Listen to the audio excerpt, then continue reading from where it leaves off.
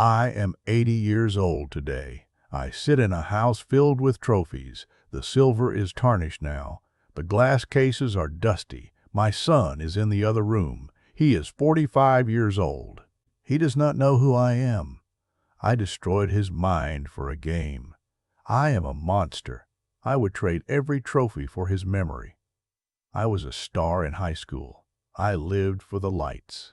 I lived for the roar of the crowd. Then I blew out my knee. My dreams died on a Friday night. I felt like a ghost for 20 years. Then my son was born. His name is Leo. He was a beautiful boy. He was gentle. He liked to draw. He liked to read books about stars. I did not care about stars. I cared about the gridiron. I put a helmet on him at age 6. It was too heavy for his neck. He cried the first time he got hit. I told him to man up. I told him pain is just weakness leaving the body. I lied to him. Pain is a warning. I forced him to ignore every warning. We spent every weekend in the backyard. I yelled until my throat was raw. I made him hit the sled over and over. He wanted to go inside. He wanted to draw. I took his markers away. I threw his books in the trash. I told him he was a warrior. I was actually just a failed man. I was using my son as a second chance. He grew big and fast. By high school, he was a star. The scouts came to our house.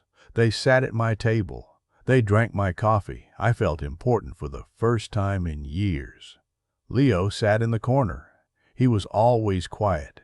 He had dark circles under his eyes. He complained about headaches. I gave him aspirin. I told him everyone has headaches. It is part of the game. I told him to play through the whistle. During his junior year, he took a bad hit. He stayed down on the turf.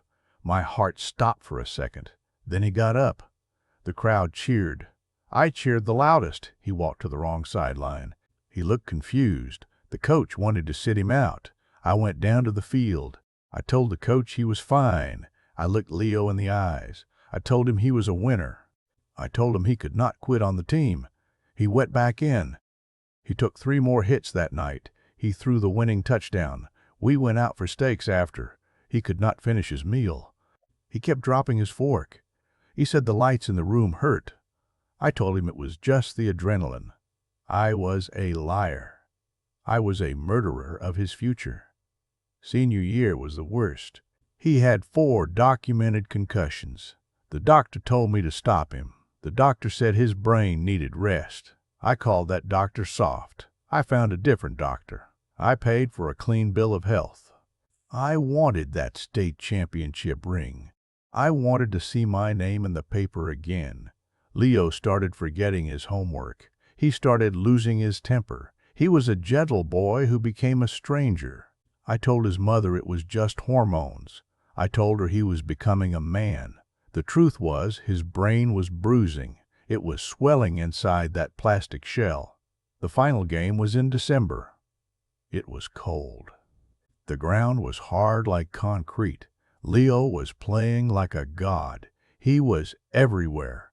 Then he went up for a catch. He got hit from both sides. It sounded like a car crash. He did not get up this time. He shook on the ground. His eyes rolled back. I ran onto the field. I was screaming his name. He looked at me, but he saw nothing. He was gone. He spent 3 weeks in a coma. I sat by his bed. I looked at his hands. They were scarred and calloused. He never got to use them to draw. He woke up, but he was different. The doctors used big words. They talked about permanent damage. They talked about early-onset dementia.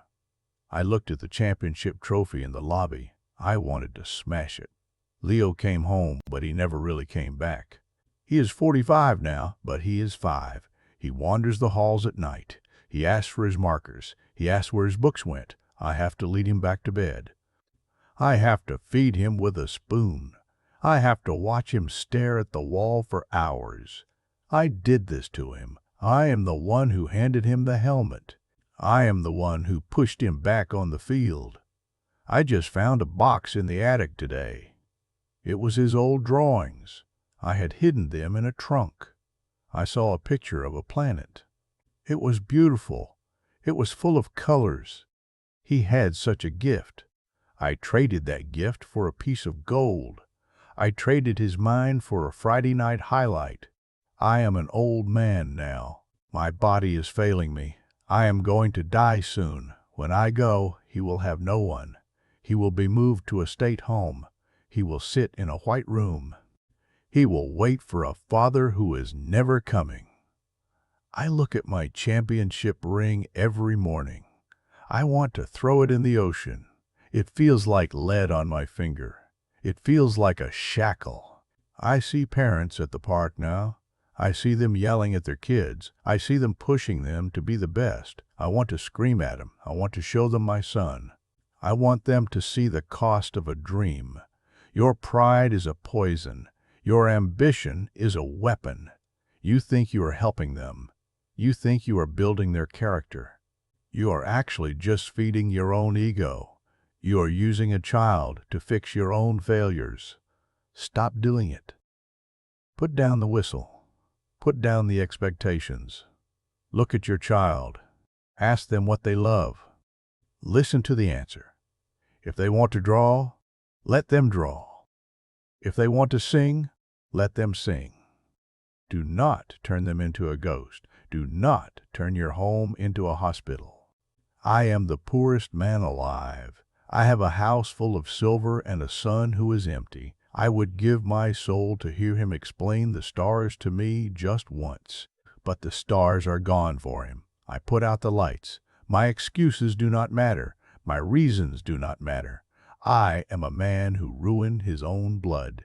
Fix your life today. Fix it before the damage is permanent. Love them for who they are, not for who you want it to be. This is my final word. I have nothing left to say. I am going to go sit with my son now. He will not know me, but I will know what I did. I will live with it until my last breath. Goodbye.